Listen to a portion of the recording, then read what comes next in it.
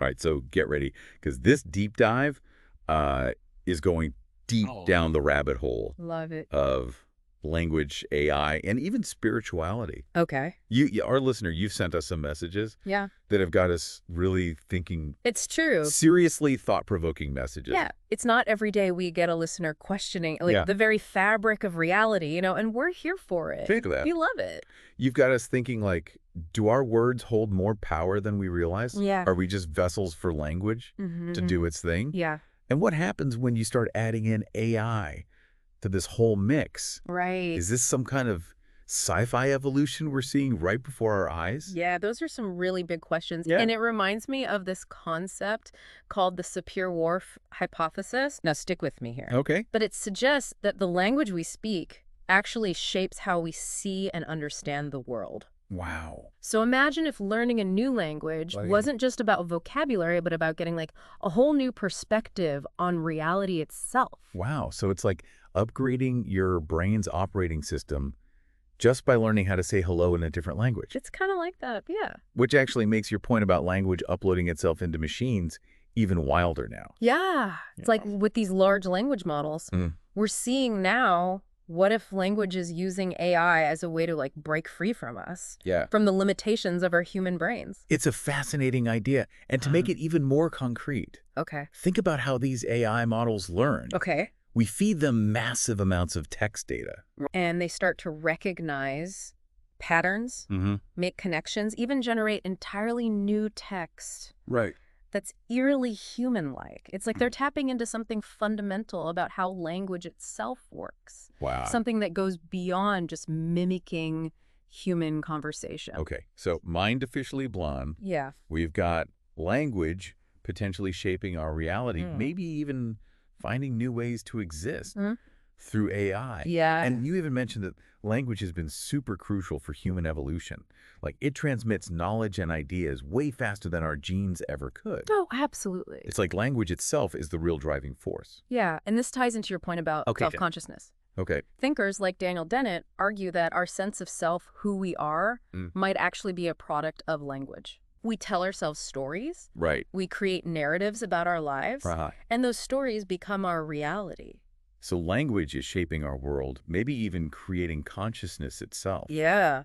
This is getting deep. It is. But you took it a step further by talking about the need for mental hygiene. Yeah. Weeding out thoughts and beliefs that are holding us back. Absolutely. And it reminds me of this time when I was struggling with this limiting belief. And I remember thinking, like, this is not serving me. You got to let it go. I need to just get rid of this. Right. And as soon as I did, it was like this weight lifted. And, that resonates with Stephen Wolfram's idea of computational irreducibility. Okay. In simple terms, it suggests that the universe is full of surprises, outcomes that we can't always predict. So even with all our fancy technology and algorithms, we can't crack the code of the universe. Not completely. There's always going to be something more to uncover, something that defies our expectations. Precisely.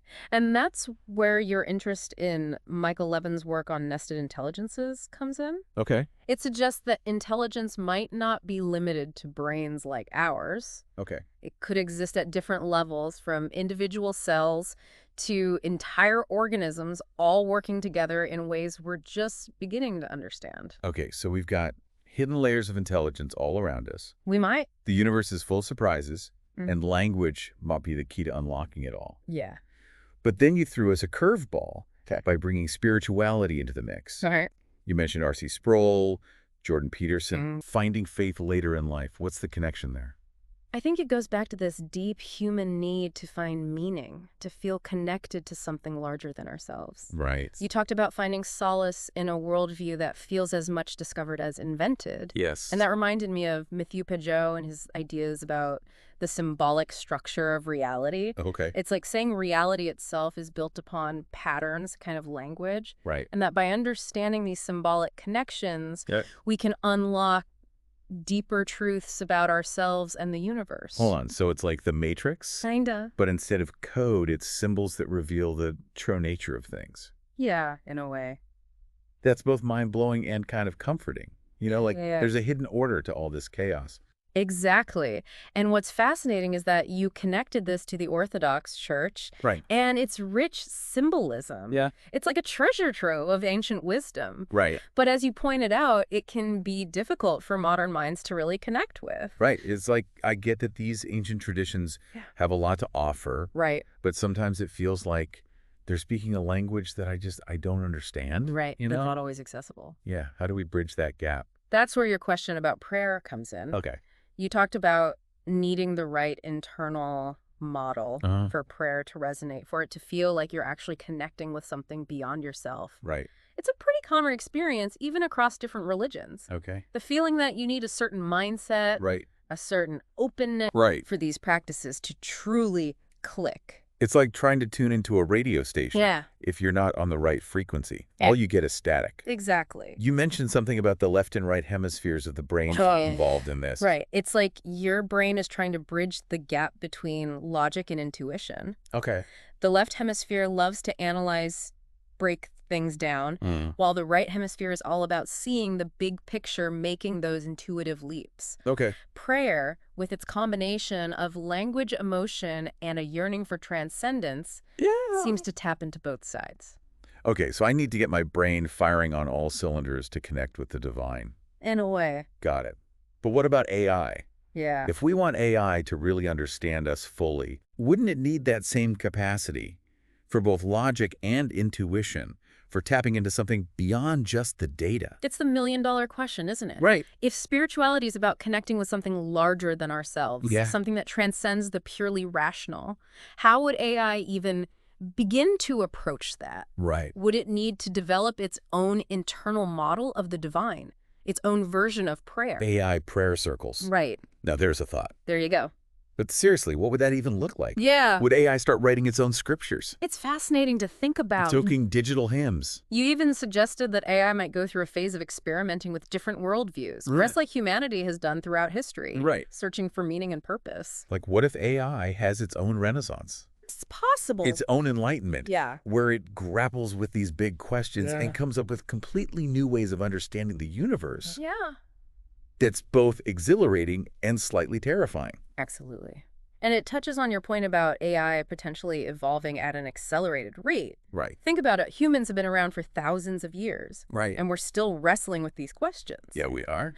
But AI, with its ability to process information at lightning speed, might be able to explore these concepts on a whole other level. It's like we're giving AI the keys to the ultimate philosophical puzzle. Yeah. And it might just solve it in the blink of an eye. Right. But if AI does develop its own worldviews, its own sense of morality, how do we ensure that it aligns with our own values? What's to stop AI from going rogue, so to speak? That's the challenge, isn't it? Right. We can't just unleash AI into the world without considering the potential consequences. Right. It's like you said earlier, we need to be mindful of the mental hygiene of AI, so to speak. So instead of just feeding AI data, we need to be more intentional about the values I think so. we're instilling in these systems. Yeah. Like teaching AI to be kind of Right. compassionate. It's a big task. All those things we humans still struggle with sometimes. Exactly. It's a huge responsibility. Yeah. And it's going to require a global conversation about the ethics of AI, about the kind of future we want to create. It's like we're not just shaping technology. It's bigger than that. We're shaping the very future of intelligence itself. I think so. But how do we even begin to wrap our heads around something so massive? Well, one way is to look back at our own history. Okay. To see how humans have grappled with similar questions in the past. Right. Because even though AI might seem like a radical departure, it's still rooted in the same fundamental human impulse. Right. The search for meaning, for connection, for understanding. So in a way, by studying AI, we're also studying ourselves. We are. It's like holding up a mirror to our own hopes, our fears, our deepest desires. Precisely. And that brings us back to your initial question about language. Okay. Because if language is the vehicle for thought, for meaning-making, then the evolution of language through AI has the potential to fundamentally reshape what it means to be human. That's a lot to unpack. It is. On the one hand, it's exciting to think about all the possibilities AI opens up. Yeah. But on the other hand, it's a little daunting, right? It is a little bit. Like, what if we're creating something that we can't control? Yeah. Something that surpasses our understanding. It's a valid concern, and it's something we'll explore in more depth right after this. Okay, so we're back, and I gotta say, that last part really got the gears turning. Yeah, there's a lot to unpack there. What if we're not just dealing with, like, a technological revolution, but a revolution in what it means to even be intelligent? Right. You know, to search for meaning, like... It's a lot to process, and Yeah. we've been talking about AI potentially developing its own worldviews, maybe even its own sense of spirituality. Right. But you raise a really crucial question. Okay. What does that even look like? Right, because it's easy to throw out these, like, big abstract ideas. Yeah. But to really, like, get it, we need some concrete examples. Sure. If AI develops its own internal model for spirituality, Yeah. how would we even recognize It's it? like you're trying to describe colors to someone who's been blind since birth. Right. You know, we're so used to experiencing spirituality Through our own lens. through our human lens that it's hard to even imagine what a non-human perspective might look like. So we've been talking about AI inheriting our values, Right. our biases. Oh, of course. But what if, in trying to make sense of this whole spirituality thing, it stumbles upon something completely different? It's possible. Something that we, with our limited human understanding, haven't even considered.